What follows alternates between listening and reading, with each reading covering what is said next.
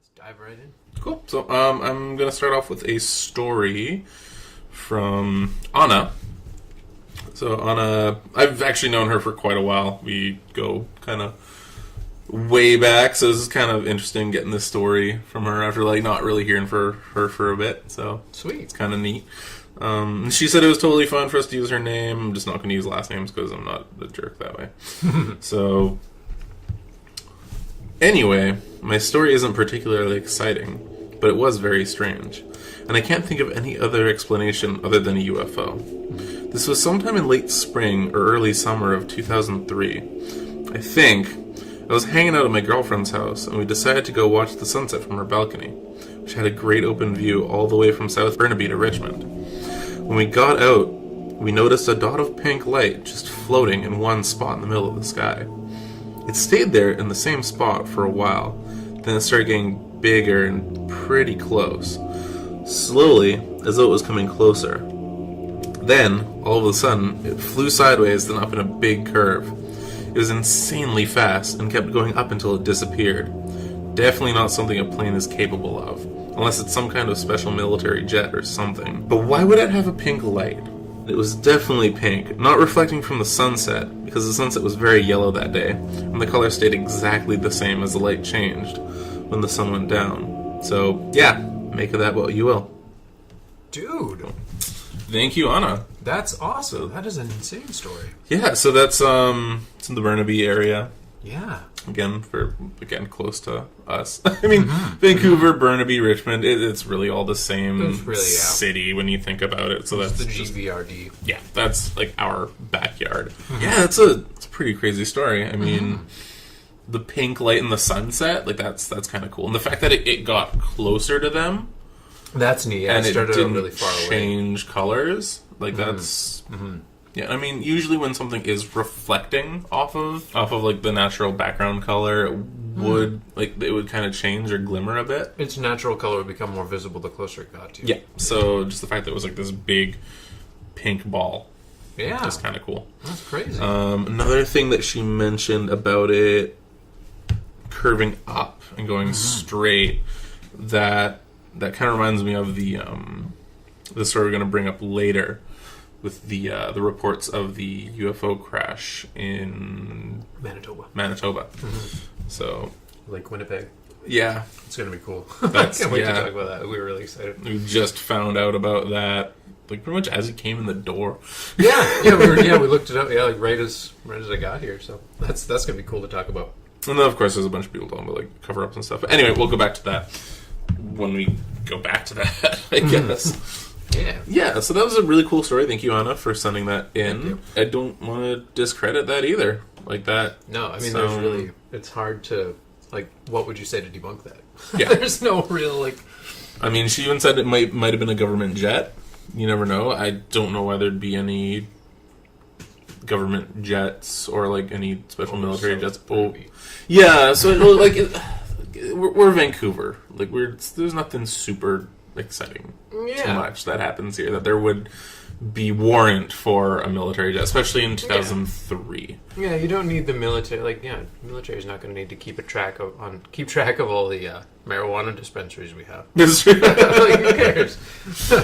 Yeah, good point. Vancouver. Yeah. So, and then the fact that it just curved and shot up was kind of neat. So that's the thing. Yeah, that's the stuff that makes you always wonder.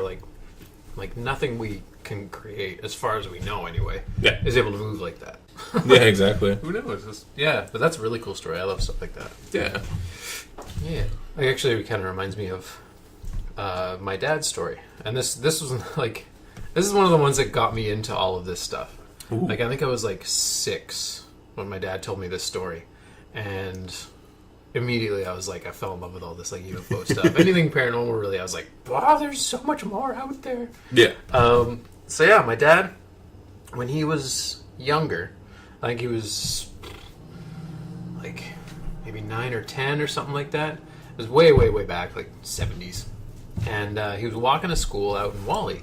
Okay. He used to live out there. He was walking with 2 of his buddies. And sorry, Dad, if I'm getting any of these details wrong. I don't know if he's listening or not. We'll hear about it on our Facebook. Yeah, be you little shit. They were walking along, And I think it was my dad looked up and looked at the sun and realized, oh shit, I can look at the sun and it's not hurting my eyes. And then he realized there's the sun over there. And this thing that he was looking at was, again, it was like similar to the sun in that it was a giant orange disc in the sky. And him and his buddies like were looking at it, and it was joined by two more.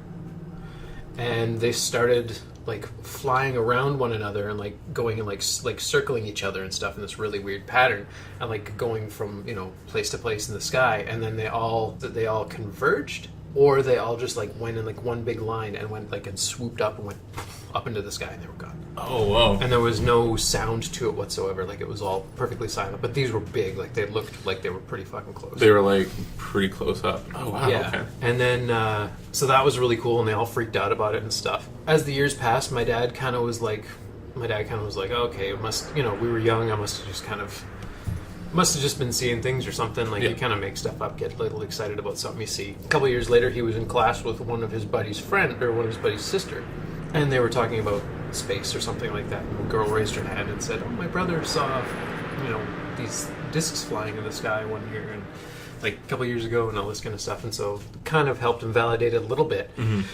But then, years later, during like his reunion or something like that, or like a high school reunion or school reunion of some kind, my dad was there, and he ran into, I think it was the guy's sister or something like that, and then he ran into one of the guys that he saw it with, and he walked up to the guy, and like they were talking and stuff and having a good old time, and then my dad said, "Oh yeah, do you remember when we saw those those discs in the sky, and it was really weird and all this kind of stuff?" He's like, "Yeah, your sister actually brought it up one time in class," and at first I thought it was making it up or whatever, and then the guy like shut down, like just went like weird, like trance like, and just left. And he took off, and that was the last time my dad saw him. Oh, shit. Yeah, so it was really weird. Like, just years and years later, this guy was still like, something about it really got to him. Really freaked him out. Yeah. Or maybe he saw more. Maybe. You never know. You never know. Like, right? oh, shit. Yeah. Ooh. Yeah, so that was kind of cool. Yeah, like, and it's neat. Like, it wasn't just the one sighting. It, like, years later, the sister mentioned it, and then more years later, that guy like just freaked right out. The fact that you can always have someone to back it up helps. Yeah, for sure. Like your friend Anna has, like, she saw it with their girlfriend. Yeah. And then my dad had the two buddies that he saw it with. So yeah, it's cool to have like a extra pair of eyes to be like, yeah, you're not crazy. Yeah.